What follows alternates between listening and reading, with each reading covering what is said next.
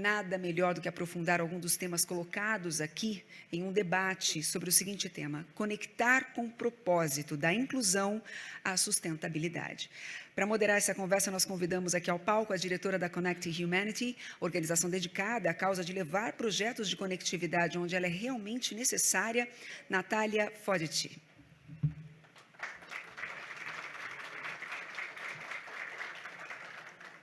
Nós convidamos aqui também ao palco para poder falar sobre esse assunto Maximiliano Martinhão, secretário de Telecomunicações do Ministério das Comunicações. Convidamos ainda o deputado federal Vitor Lippe.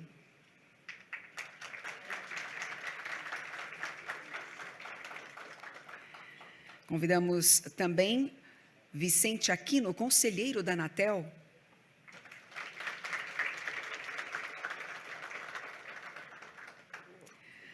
Chamamos também ao palco para falar sobre esse assunto Renato Gasparetto, vice-presidente de Relações Institucionais e Sustentabilidade da Vivo.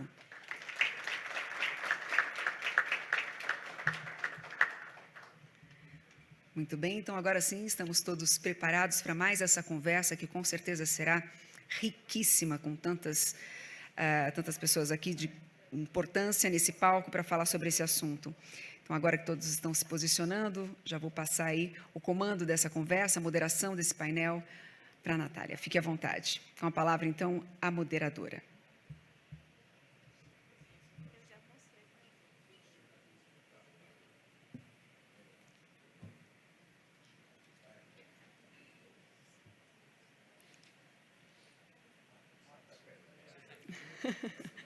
Muito bem, a gente está só se ajeitando aqui. Aliás, eu só vou aproveitar e agradecer você que nos acompanha remotamente.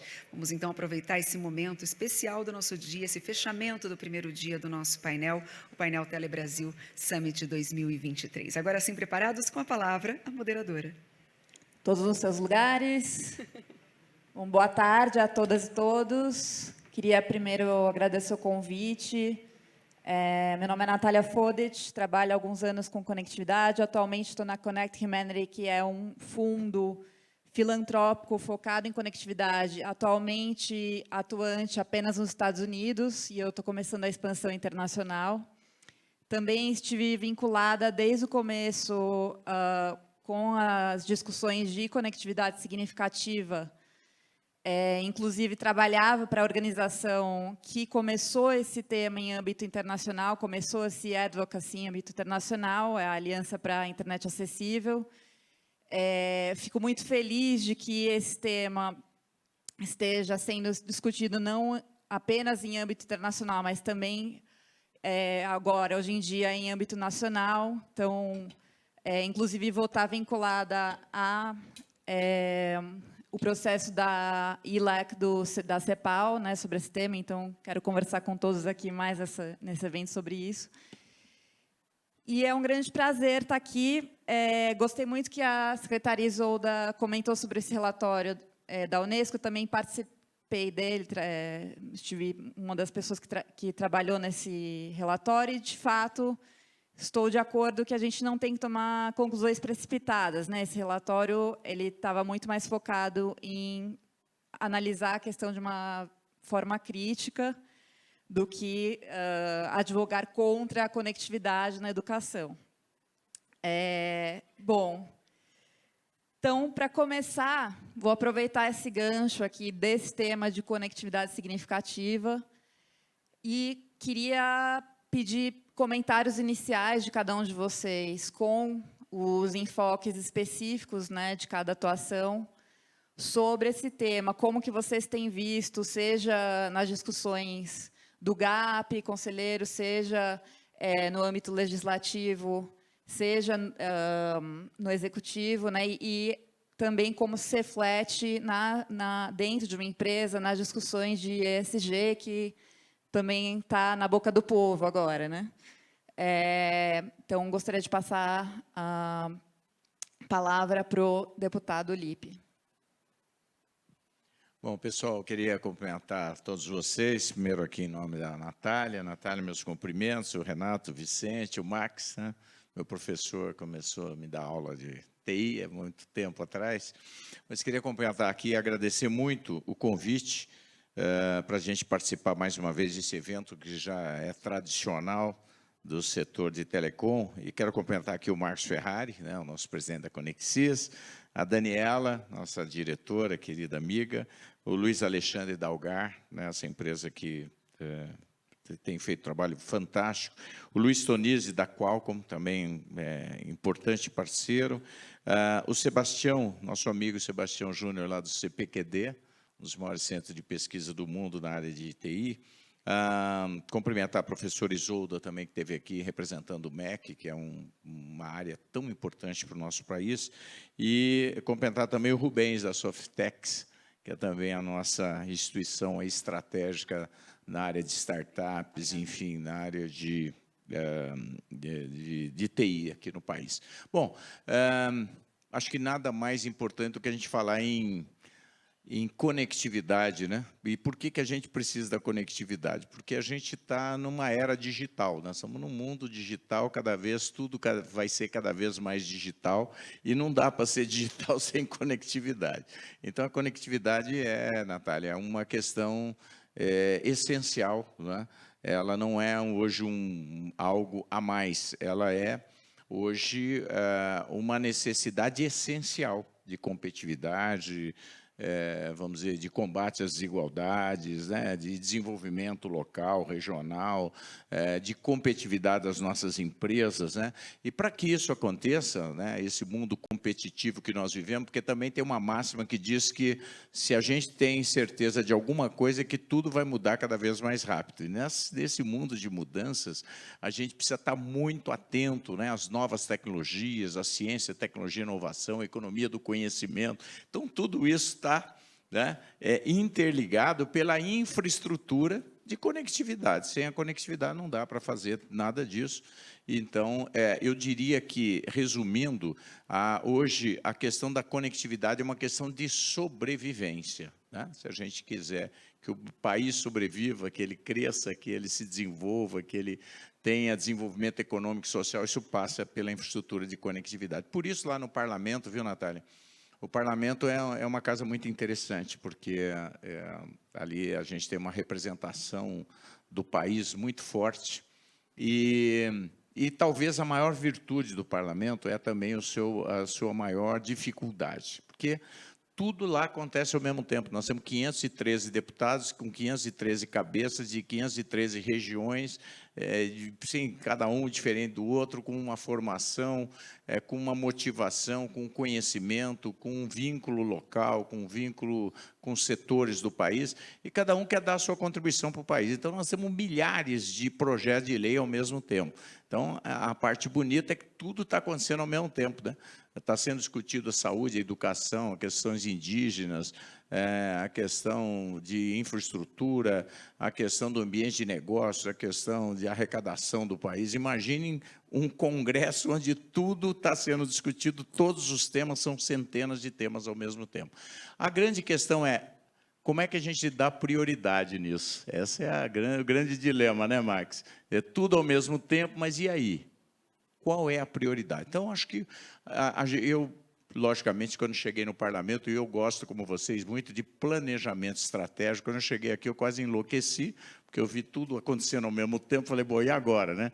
Então, logicamente, Natália, eu procurei participar dos grandes temas estratégicos do Brasil, né? E se a gente for olhar muito o que o Brasil precisa de mais importante sem dúvida, né, educação básica de qualidade, né, o ensino das nossas crianças, dos nossos jovens, porque o país, a maior riqueza de um país não é riqueza mineral, não é climática, não é nada, é o capital humano, é gente, sabe, bem formada, com condição, efetivamente, de tomar boas decisões, de produzir mais, isso é absolutamente fundamental. Mas também, só isso não adianta, nós precisamos ter um bom ambiente de negócio no Brasil, certo? Nós precisamos ter infraestrutura, nós precisamos ter competitividade, nós precisamos ter uma visão empreendedora do país para que ele possa gerar riqueza. Não há todos nós queremos desenvolvimento social, mas só dá para fazer o desenvolvimento social se o econômico vir também. Não dá para você fazer o social sem você gerar riqueza, sem você poder distribuir essa riqueza. E a outra questão, a outra ponta é a parte de ciência, tecnologia e inovação, que é a economia do conhecimento, é aquilo que efetivamente nos leva ao futuro, né? O nosso passaporte futuro é sempre a ciência, tecnologia e inovação. Então, nesse sentido, eu tenho procurado participar desses fóruns que dizem respeito à ciência, tecnologia e inovação, a infraestrutura do país, o ambiente de negócio, reduzir o custo do Brasil, simplificar o país, né? A gente fazer as reformas que o Brasil precisa. E em todas essas questões que eu comentei com você, a gente viveu agora, recentemente, a questão da pandemia, e essa pandemia trouxe uma questão que as crianças não podiam ir para a escola, houve aquele problema antes das vacinas, aquela insegurança, nós vivemos um momento muito difícil, né? O pior momento que a humanidade passou nas últimas décadas, com certeza,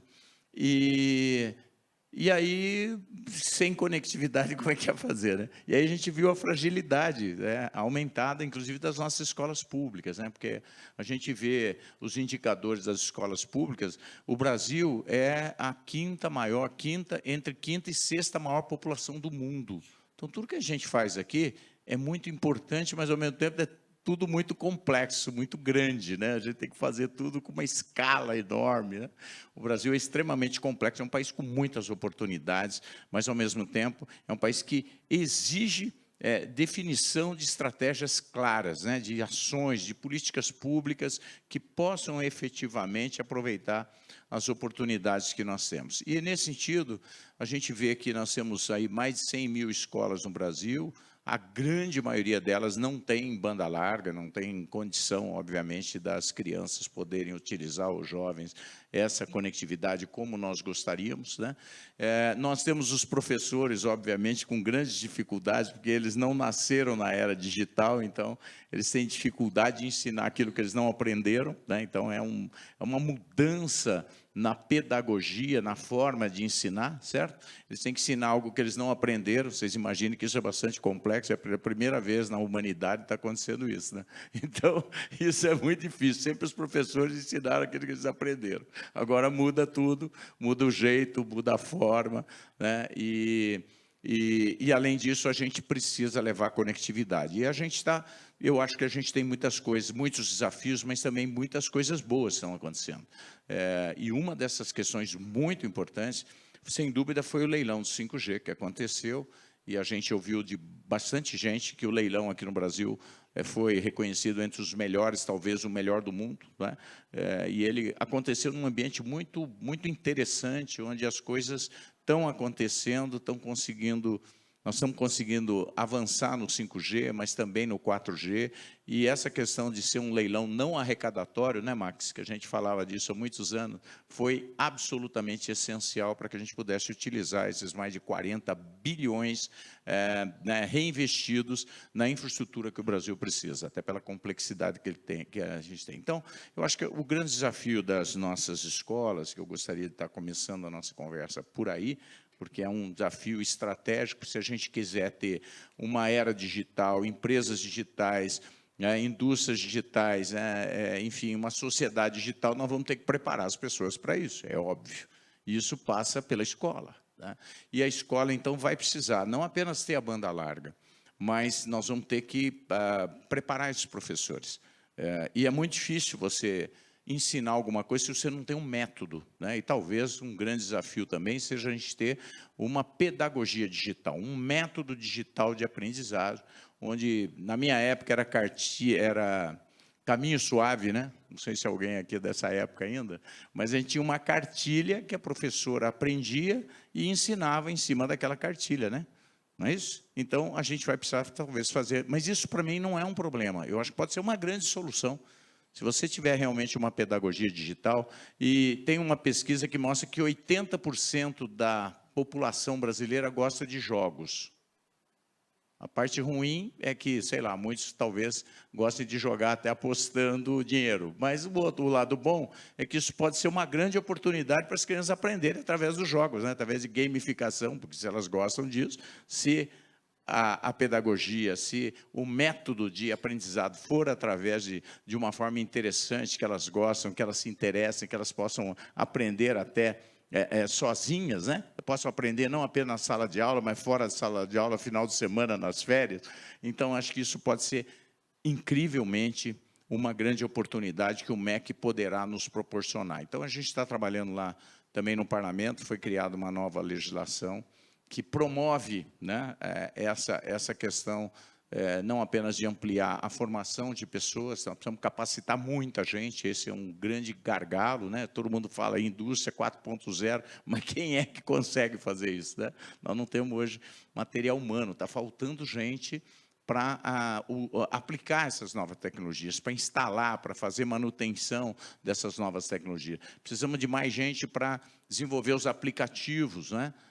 Nós estamos trabalhando muito aí com a agricultura, vamos dizer, de exportação, mas tem aí os pequenos agricultores, né? Os agricultores familiares que ainda não têm aplicativos, né? Está começando a ser desenvolvido essas questões no Brasil. Então, nós temos aí grandes oportunidades pela frente, e acredito eu, o Max vai poder falar mais sobre isso, vocês também que trabalham com isso, que talvez em 2 anos a gente possa ter essas escolas conectadas realmente com banda larga, essas 100.000 escolas, eu acredito que isso seja possível, mas, ao mesmo tempo, nós vamos ter que ter esse desafio dos nossos educadores e, certamente, de ter um método, né? Uma pedagogia que possa efetivamente, inclusive, igualar essa questão, que a pessoa pode estar no Rio Grande do Sul, pode estar em Brasília, pode estar em São Paulo, em qualquer ponto do Brasil, e aprender com a mesma metodologia digital, isso, mesmo conteúdo digital. Isso pode ser absolutamente um grande redutor das desigualdades e levar a educação de qualidade, né, através de meio digital, para todas as nossas crianças e jovens do Brasil. Obrigado. Obrigada, deputado. Não conheço o método SUAVE, confesso, mas acho, de fato, muito importante a gente pensar nessas habilidades digitais, né, mais do que nunca. Desde que também isso nunca vai substituir o professor ou a professora, né? Então, que seja algo adicional, mas que nunca substitua o papel do professor e da professora. Mas, pegando um gancho na sua fala, já peço para tanto o secretário quanto o conselheiro contarem para a gente de como está essa evolução, né, dos projetos. A gente tem várias coisas que aconteceram, o FUST, o leilão, como que está esse andamento da conectividade nas escolas, por favor. Bom, boa tarde, aliás, boa tarde a todos e a todas. Eu queria dizer inicialmente da minha alegria em estar aqui participando do painel Telebrasil, agradecer de logo ao Ferrari e cumprimentar todos que aqui estão, partindo aqui dos meus colegas da mesa, o deputado Lipe, o Renato, o nosso querido Maximiliano, meu amigo, enfim, e abraçar todos vocês que estão aí na plateia, sintam-se abraçados por mim, não vou nominar um a um, porque o tempo é exíguo, mas estou muito feliz em estar aqui hoje e vamos dialogar um pouquinho sobre isso. Bom, a pergunta é, como é que está esse projeto aí de conectividade nas escolas, né? Bom, como todos sabem, esse projeto nasceu aí com o leilão do 5G, como dito aí pelo ilustre deputado, e, assim sendo, se criou GAP, se criou EAS, GAP é composto por membros do governo e das operadoras, membros da Anatel e dos Ministérios de Comunicação e Educação, e também a EAS, que é o órgão executor dessas políticas públicas de conectar as escolas com esses recursos do leilão do 5G. Bom, feito isso, nós iniciamos ali, tivemos, posso dizer de início, um gigantesco desafio, que foi tentar encontrar o fio da meada, ou seja, saber como começar a conectar as escolas do Brasil, saber quantas escolas existem, quantas escolas estão conectadas, quantas não estão conectadas, quantas têm velocidade baixa, enfim, esse aí foi talvez, de início, nessa arrancada, foi o maior dos desafios, de modo que a gente conseguiu construir com a ajuda de muitos setores, nós tínhamos muitos números, muitos dados, mas nenhum dados tinha uma conectividade direta uníssona, né? Nós tínhamos órgãos, o próprio Ministério da Educação falava num percentual de escolas, o Ministério da Educação outro, a própria Anatel outro, o Banco Interamericano outro, enfim. Nós tínhamos uma gama de dados, mas nem um dado absolutamente seguro. E aí o principal desafio foi confeccionar um banco de dados, confeccionar uma fonte relativamente segura. Não podemos dizer que essa fonte é absolutamente segura, até porque todos os dados de escolas são dados autodeclaratórios e que, portanto, tem um percentual de falha, sim. De modo que, feita essa confecção desse banco de dados, nós demoramos 3 ou 4 meses e aí iniciamos umas diretrizes a ser fixadas, como, por exemplo, levar conectividade àquelas escolas onde tiver o maior contingente de pessoas, aquelas que estão desconectadas como um todo, e assim, sucessivamente, nós firmamos esse banco de dados, que hoje está, graças a Deus, e aí a gente tem sido elogiado nesse sentido, está servindo de base para muitas políticas que se discute aqui no Brasil hoje, como fonte o GAP, né? Feito isso, iniciamos aí o projeto de conectar as escolas do Brasil. Nós temos 138 mil escolas, como todos sabem. Dessas 138 mil, tem cerca de 10 mil escolas que não têm nenhuma conectividade. Já iniciou-se um processo de conectividade delas. Fizemos um projeto piloto com 177 escolas, isso para ver se a gente representava o sentimento do país inteiro, as 5 regiões do país, e aí escolhemos 10 municípios nessas 5 regiões, ao todo quase 180 escolas, 5 fechou nesse período, enfim. Projeto piloto feito, projeto piloto praticamente terminado no todo. Iniciamos e levamos aí cerca de 95% dessas 177 escolas nessas 5 regiões do país em fibra, e um percentual menor nós levamos internet satelital e internet via rádio. Então, estamos hoje com esse projeto concluído, e podemos levar hoje nós temos cerca de entre 150 e 200 mega de velocidade nessas escolas. Essas escolas tinham em até 10 megas de velocidade, variava entre 2 e 10 megas de velocidade. Então, aquela finalidade pedagógica que o Ministério da Educação recomendava de até 30 megas de velocidade, 50 megas de velocidade, nós superamos em pelo menos 3 a 4 vezes isso. Então, o GAP está andando bem.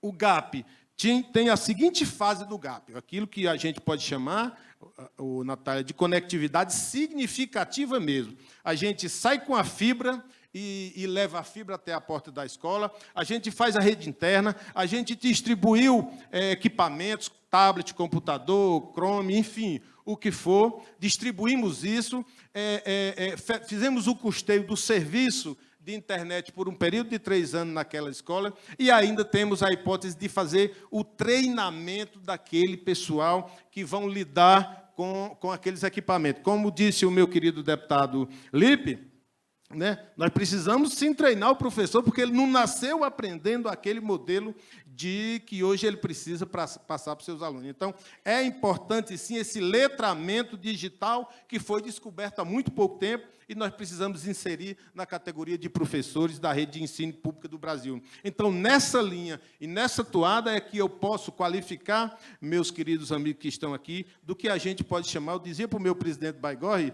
meu querido Max, que o GAP ele foi quem primeiro está colocando em prática aquilo que a gente pode chamar de conectividade significativa, fazer chegar efetivamente ao aluno, ao professor da rede pública de ensino básico, o letramento digital, desde a conectividade chegar à porta até os passos seguintes. E é claro que essa construção não veio de nada, ela nasceu lá no passado, nos outros editais anteriores, do 4G, por exemplo, da faixa de 450, no programa Banda Larga nas Escolas, que começou lá com mega de velocidade, lá no passado.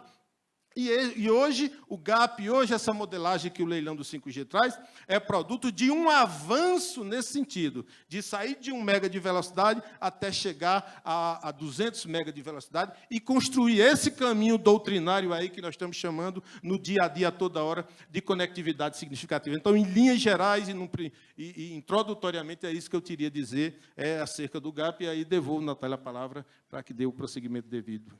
Obrigada, conselheiro, e obrigada também por ter ajudado a definir, né? Eu acabei não falando do conceito, imagino que a maioria já saiba, mas que tem a ver com essas definições específicas do que torna a conectividade, de fato, significativa no sentido de muitos documentos internacionais ainda consideram a pessoa conectada se ela conectou nos últimos 3 meses. E a gente sabe que isso não é suficiente e a gente está discutindo aqui também a qualidade dessa conectividade, né? Então, agora eu passo para o secretário. Obrigado, Natália. Bem, boa tarde a todos, né? Quase boa noite já, né? Quero, enfim, agradecer o convite aqui ao Ferrari, né, em nome do Ministério das Comunicações, de estar aqui participando dessa sessão, né, cumprimentar a todos aí, realmente estão tantos amigos que não dá para a gente nominar, cumprimentar os colegas aqui da sessão, né, e dizer que, desde o início da gestão do Ministério das Comunicações, tanto o ministro Juscelino quanto as orientações que vieram do presidente Lula, foi no sentido de que tomássemos ações para a promoção da conexão significativa. Tá? E eu gosto muito do conceito, Natália, porque ele não se limita a uma definição técnica. A gente tem que se afastar disso. A gente tem que se prender que a conexão significativa é a capacidade, na minha opinião, da gente fluir no mundo digital aquilo que a gente flui na nossa vida real. Então, se eu tenho a possibilidade de assistir uma aula presencial, e essa aula também é disponível no mundo virtual, que eu possa fluir essa aula. Se eu tenho a necessidade de fazer uma consulta médica, que eu possa fluir essa consulta médica pelo mundo digital. Né? Não é dizer o conceito que a Unesco está circulando, que é necessário, é importante para a gente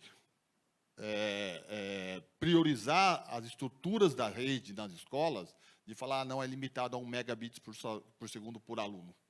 Não, é ter a capacidade de, na hora que eu preciso fluir uma classe e que eu tenha um momento pedagógico digital, que eu consiga fazer isso com qualidade.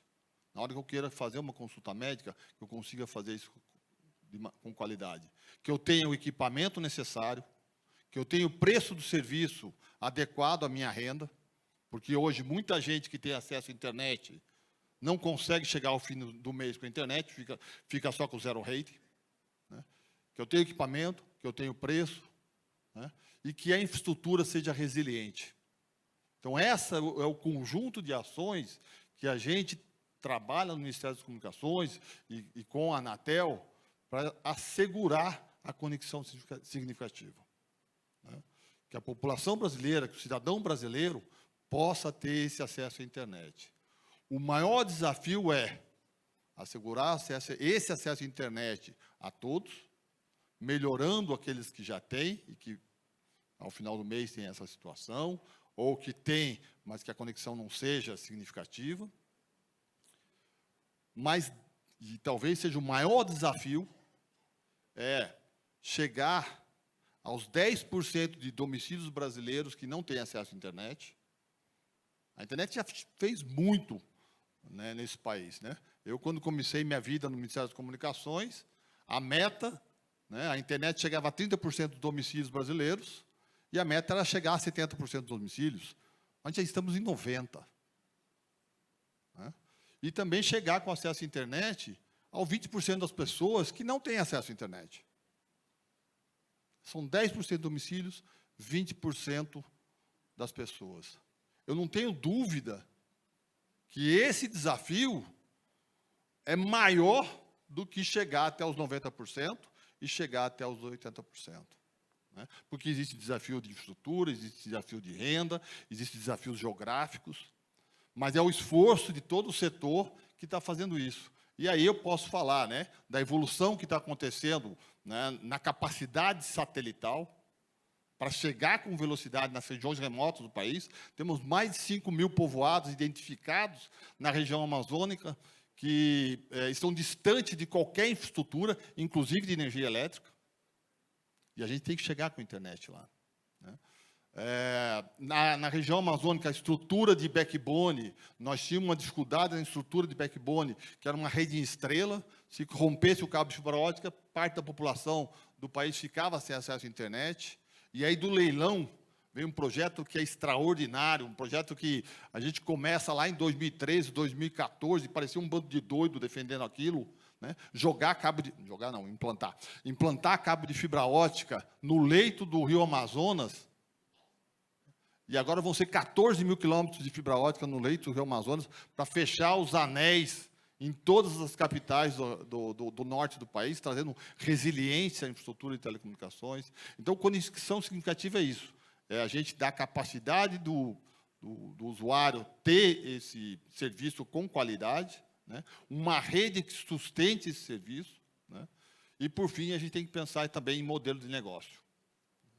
E aí, pela primeira vez, em 23 anos, a gente começa a operar o FUST, né? Um marco na história do país. O FUST serviu de arrecadação por muito tempo, e esse ano a gente começa a utilizar o FUST. Os recursos já estão no BNDES, o BNDES já fez tudo quanto é informação necessária para quem quiser utilizar o FUST, e está disponível. E está disponível para quê? Para fazer a rede de telecomunicações chegar onde ela não chega. Aleluia. Obrigado. Erivan, grande amigo. A gente tem os amigos estão aqui e vão lá e, né, patrocina a gente, né? E chegar com o FUST nesses locais, né? E também apoiar a iniciativa de escolas, que é uma prioridade dentro desse projeto de conexão significativa do Ministério, escolas, unidades básicas de saúde. Isso é tudo tão importante dentro da política do Ministério das Comunicações, que, pela primeira vez, o projeto de conectividade, o projeto de levar acesso à internet, faz parte do PAC. Lá estão, né, a conexão de 140 mil escolas, o número exato, o conselheiro Vicente, que está fazendo um trabalho extraordinário, né, à frente do GAP, né, liderando os trabalhos da IASSE, né. Os números exatos a gente tem, graças ao trabalho que foi desenvolvido ali, na IASSE e no GAP, né. Conectar também 23 mil unidades básicas de saúde, isso está no PAC. Fazer todas as infovias, todo o projeto de implantação de 4G, de 5G, e todo o projeto relacionado também a 4G, 5G, infovias, conexões rurais, né? Isso tudo, pela primeira vez, está no PAC. Então, é esse o projeto de conectividade que a gente está trabalhando no Ministério das Comunicações, né? Dessa conexão significativa. Obrigado, Natália. Devolvo a palavra. Muito obrigada, secretário. Eu estou aqui com o chapéu de um fundo, né? Então, a gente dá dinheiro, mas vou aproveitar meu chapéu de sociedade civil, já que essa instituição também é sociedade civil, para dizer que é importante você ressaltar que melhoraram muitos números de fato, né? Mas a conectividade, para uma grande parcela desses 90% que o senhor citou, ela está muito longe, né, de ser significativa. Os dados da Web Foundation, A4I, que eu comentei antes, pelo menos 40% da população estão com uma conectividade que está abaixo do parâmetro de valor por mega da ONU, por exemplo. E, além disso, tem dados do IDEC, da Instituto Locomotiva, que falam que, geralmente, a faixa de renda C e D, a internet dura só 20 dias ou menos, né, para essa faixa de renda. Então, a gente tem que esmiuçar esses números, né, e para isso que a gente está aqui, né, hoje. Mas, bom, vou passar para você que vai falar sobre ESG e como tudo isso está, né, refletindo no setor privado e nessas discussões dentro das empresas, por favor. Muito obrigado, Natália. Secretário Max, conselheiro, deputado Lippe. Bom dia, boa tarde a todas, a todos. Eu gostaria de pegar um gancho aqui do deputado Lippe, quando ele falou do efeito da pandemia, que os outros participantes aqui, ilustres participantes, também mencionaram. lembrando o seguinte, talvez usando um jargão financeiro, a gente pode dizer o seguinte, que a pandemia trouxe a valor presente algo que inevitavelmente iria acontecer, que é a essencialidade da conectividade como inclusão social, não é? Relembrando que durante 2 anos, praticamente 2 anos e pouco, a economia girou no meio das redes, considerando que todos estiveram ausentes dos seus escritórios, das suas bases de trabalho e foram para suas residências. E aí, o que se viu? Uma necessidade premente de boa conexão e também de saber lidar com o digital, que era algo absolutamente novo. Afinal, a educação estava gerando pelo digital, pela conexão, a saúde, o entretenimento, enfim, a comunicação entre as pessoas que não conseguiam se falar presencialmente. O que a gente veio percebendo, e aí eu faço menção não exatamente a Vivo, que como empresa que tem ali um investimento em infraestrutura de 9,5 bilhões somente o ano passado, e tem aí uma posição de 112 milhões de acessos, mas eu menciono o trabalho da nossa fundação, Telefônica Vivo, que há 25 anos atua justamente na educação da escola pública. E o que a gente percebe é que a escola, e muito foi citado aqui pelo conselheiro Vicente, a escola é um ambiente de segurança social. Acima de tudo, é um ambiente de segurança social. É só verificar em qualquer catástrofe que se vê, é a escola que abriga as pessoas até elas serem realocadas para suas residências, é na escola que a gente vai votar, não é? Pratica ali o voto. A escola é um ambiente social de extrema segurança e de importância. Portanto, a conectividade ela é absolutamente fundamental, o trabalho que tem sendo feito pelo GAP, também pelo novo FUST, né, Max, que você preside aí o comitê gestor, a gente percebe que absolutamente se desenvolveram numa visão de longo prazo, tiveram uma governança que olhava todos esses atores para colocá-los no mesmo rumo, né? Então, sem dúvida, é uma demanda importante, sinergia, né, ter esse esforço sinérgico para que esses programas, todos eles muito positivos, mas que isoladamente eles vão ter um efeito e, sem dúvida nenhuma, terão outro, e muito melhor se eles tiverem uma visão de longo prazo costurada num plano, né? Então, é minha contribuição.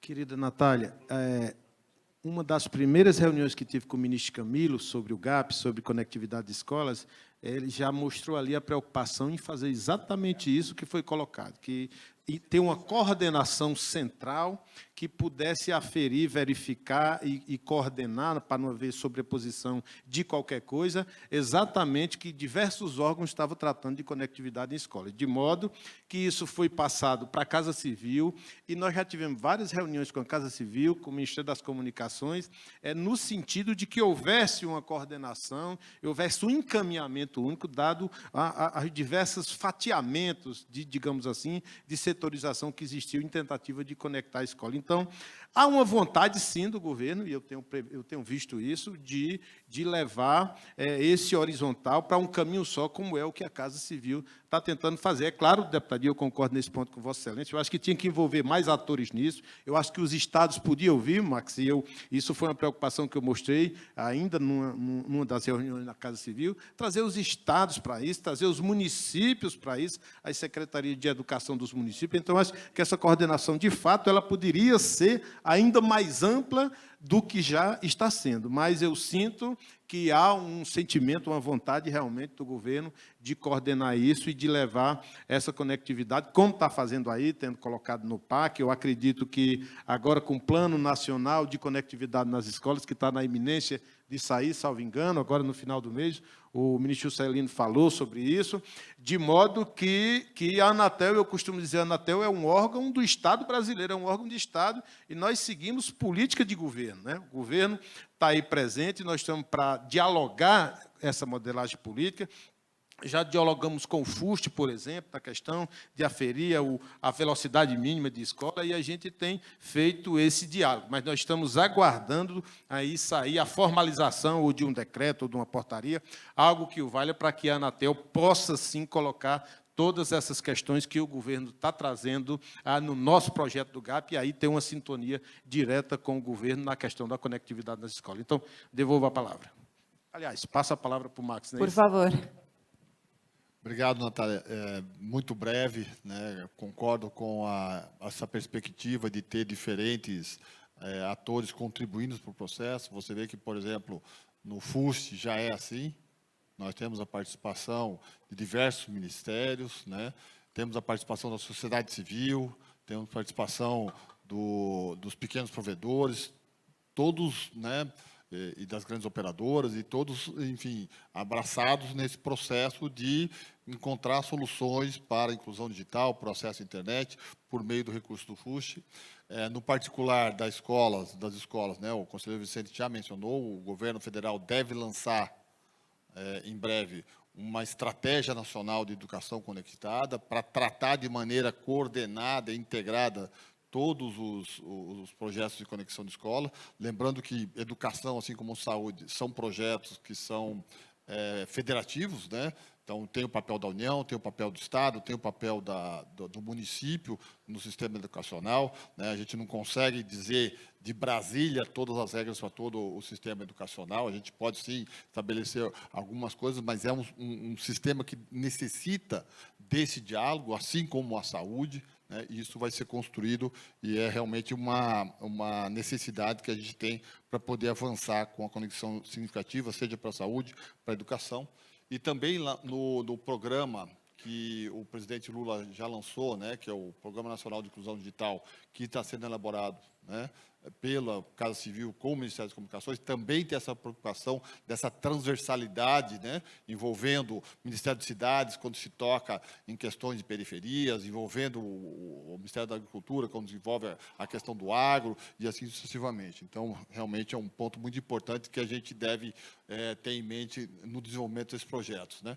O secretário-geral da UIT, o Hamadoun Touré, ele costumava dizer o seguinte, né? Se a gente quer ir rápido para algum lugar, a gente vai sozinho. Mas se a gente quer ir junto, se a gente quer ir longe, a gente tem que ir junto. É isso.